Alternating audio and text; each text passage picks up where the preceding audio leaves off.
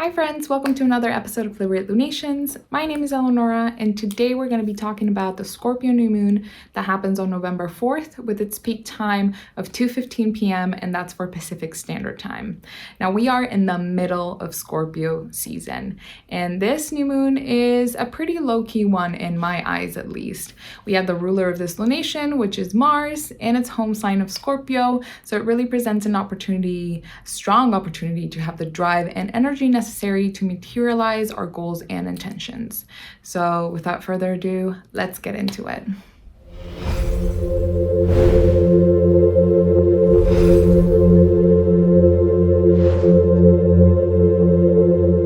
First off, we're going to start with the sun and the moon in Scorpio are going to be opposite Uranus and Taurus, who is retrograde.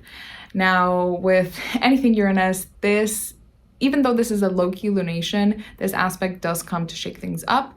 Uranus is disruptive, is challenging, is changing, whether it's for good or for bad. So this really asks us to step out of the box this time around when setting our intentions or our goals this time around.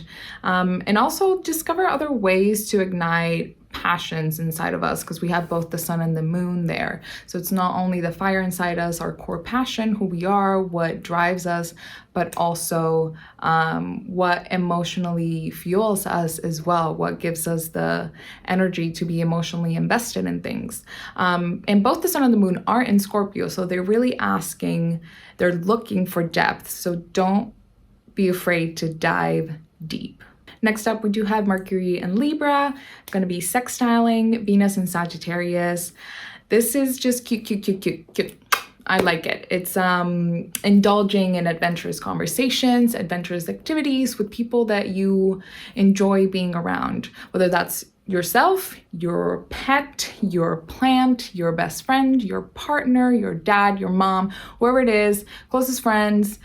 We have Mercury transportation, do a mini road trip with friends that you like, or, by yourself again, that's totally fine. I think it is also important to have some time alone to figure out and think what you really want to bring forth this new moon. And why not see where you want to see yourself when this lunar cycle comes to a close? So in 6 months, when we have our full moon, which will be a lunar eclipse, mid-May next year. All right, next I'm gonna pull a card for you guys. And as you always know, this is a card that we can find a message, support, guidance, anything that we need during this new moon in Scorpio. So let's see what comes up. Oh, wow. There she goes. Okay, so we got the 10th house, which is house, it is the most visible house. Obviously, it's the highest point in the chart. That is usually where your MC lies, although it can lie on the 9th or the 11th, but it's basically the highest, the most external expression of our egos.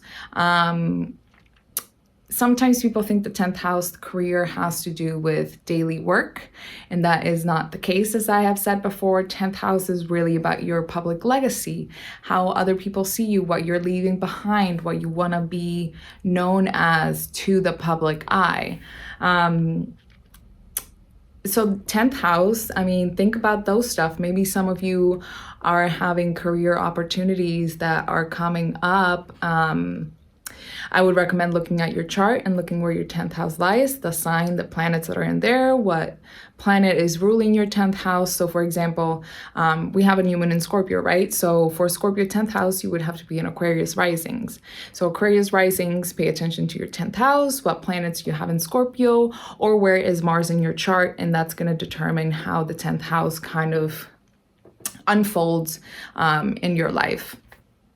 So I think a lot of us have career moves to think about, or some reflections to do of like how we want to be seen, or what we want our practice to be seen as, or kind of stuff like that.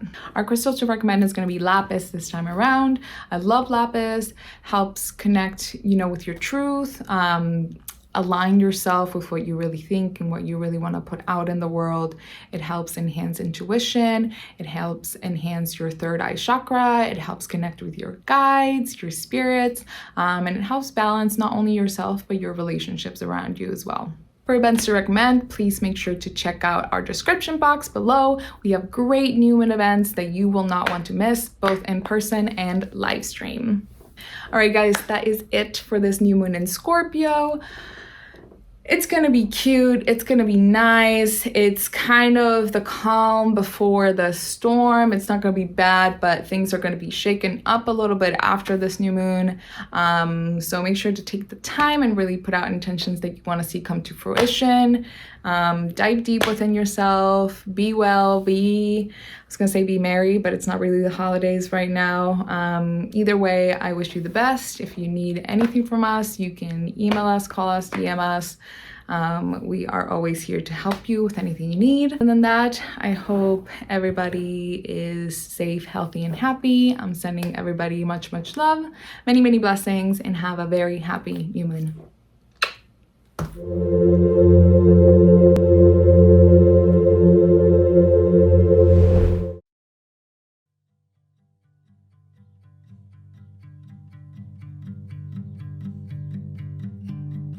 A reading is shared time and space with someone who is spiritually connected. An opportunity to get clarity and reassurance, guidance on any area of your life that you may feel stuck or not in flow with. So readings are basically extremely helpful for you to make decisions that needed to be made. For having clarity on life's questions, healing, empowerment to move someone from fear to being empowered.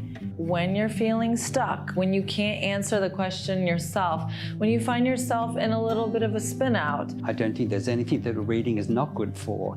You know, the perfect time for a reading can be any time. We are constantly changing, so we are constantly coming up against obstacles or reoccurring patterns that we need to check in with. When things just feel really heavy and dark, and you might be a little confused about some of the things on your path, maybe certain relationships or opportunities.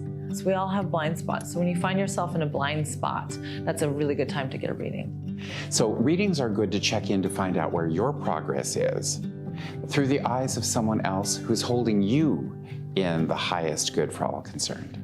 Change is always good ultimately, and sometimes it's hard to see that, and readings bring you back to that center of what it's for you.